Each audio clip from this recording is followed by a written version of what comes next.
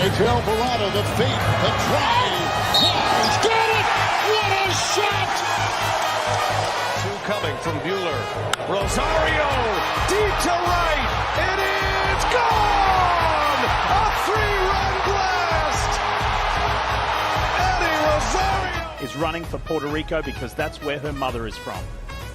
She's in lane 5. Final of the women's 100 hurdles. Camacho, Quinn and Harrison are going at it. Visser in orange on the right, they're there. Harrison and Camacho, Quinn. Now the Puerto Rican is pulling away. It's goal for Puerto Rico for the very first time. Jasmine. And whoa, that may have hurt Cruz. Oh, she's not looking good now, is she? Back to the ropes. Serrano sensing the end is near. Saludos mi gente, aquí Daniela Colón de Sociedad Deportiva PR. Me encuentro con el lanzador derecho de los Mets de Syracuse, Eric Orze. Eric, first of all, thank you for the opportunity. How are you today? I'm good. Thank you for having me. Eric, you were drafted by the New York Mets organization in 2020. What's the most important thing that you have learned from? Just trusting the process and being patient. Not trying to do too much or get too far ahead of yourself. Like, take it one day at a time and stay present. What do you think is the biggest challenge for the athletes facing right now? There's a lot, but I feel like everybody has different things that bug them. I feel like, I don't know. It's just you can speak for yourself. Yeah, no, it's a combination of a bunch of things, but a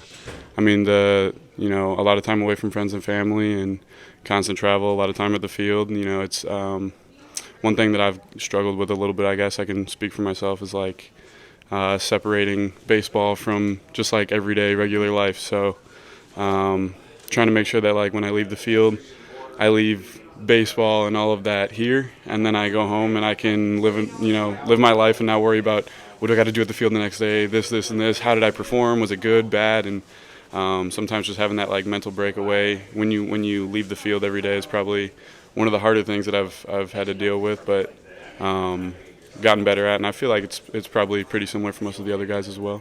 So now that you're saying that, do you think mental health it's important? Oh, absolutely. Doing things away from the field too, not getting stuck in like just baseball. When you get away from the field, actually it's probably better for your mental health to just kind of go grab a bite to eat with a couple buddies and don't talk about baseball. Go just be a normal person, go have a beer and eat some chicken wings, watch a basketball game, or go watch a movie or something. Just to keep things simple. Yeah, absolutely. So you have never played in the MiLB, in the majors, right? Is there any recommendations from your staff that you want to, apply into your game? Yeah, I gotta just continue to stay present every day. The biggest thing right now I think is just not getting too far ahead of myself. I know I have the ability to do it, but the more you focus on it, you're almost like pushing it away from being reality. So it's really just honestly not focusing too much on that part of it and just enjoying being here with the guys, getting better every day, and trusting that process. If you keep that mindset, it'll happen at some point. Perfect. Do you consider yourself as a leader, or do you see someone else in the locker room as a role model? Yeah. I definitely try and do my part. I think my role is like just not having as much experience as a lot of the other guys in there. It's a lot more of maybe my time to be a leader is one day out of 3 months. When everybody else maybe a couple guys have a bad game, or people's heads are elsewhere. There's other stuff going on in their personal life, whatever.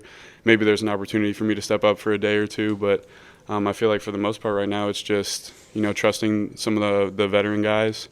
I know being a relief pitcher and spending time in the bullpen, I've spent a lot of time around like TJ McFarland, who has 8 or 9 years in the big leagues or something like that. So I've definitely looked up to him and listened to what he's had to say. He's had a lot of just wisdom and good perspective on how to keep your head on straight and just enjoy,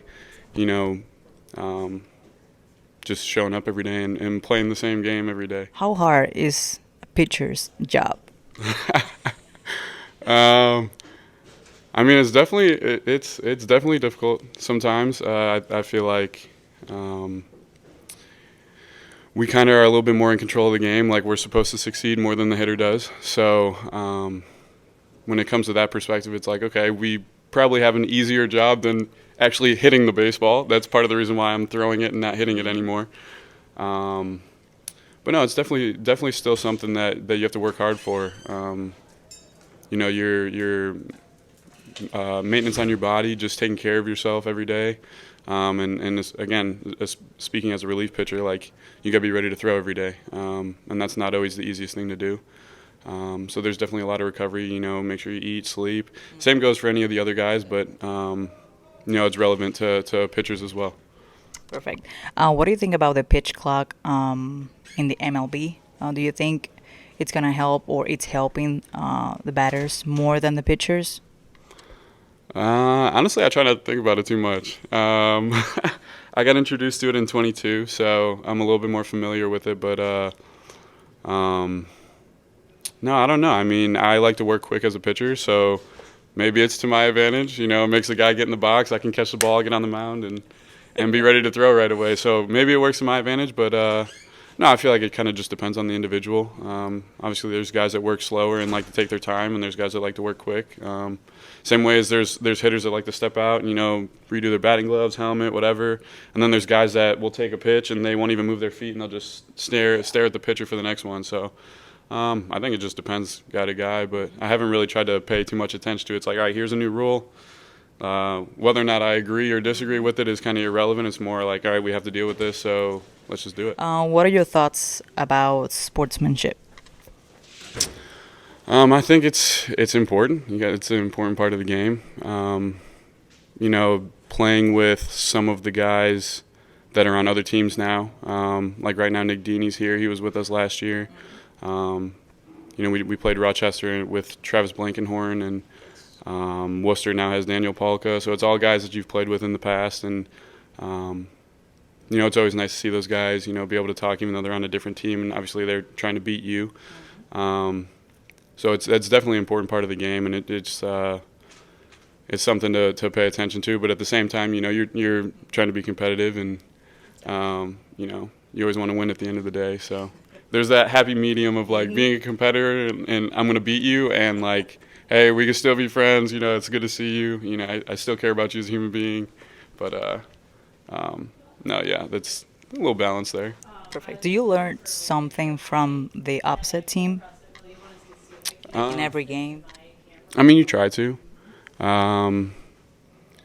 You know, the different pitchers that are throwing, you can learn from them, especially like I said, being a relief pitcher, like watching their guys, what they do well, seeing if they have similar stuff to me, if that's something that I could, maybe they do something better than me and I can add it to my game.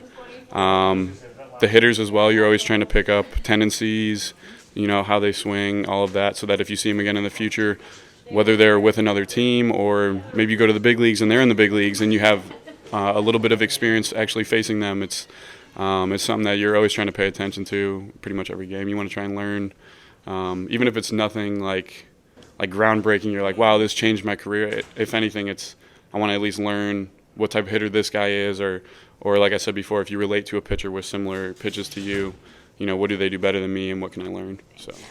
Thank you, Eric. Mi gente, ya lo escucharon. Eric Orze, el pitcher de los Mets de Syracuse. Aquí Daniela reportando para Sociedad Deportiva PR. Eric, can you say hi to the Latino community, to all your fans, and to Sociedad Deportiva PR followers? Yeah, I'll hit the Latin community with que lo que, hey. But no, any love and support I get, I appreciate, and anybody that sees this, I appreciate you. Thank you, Eric.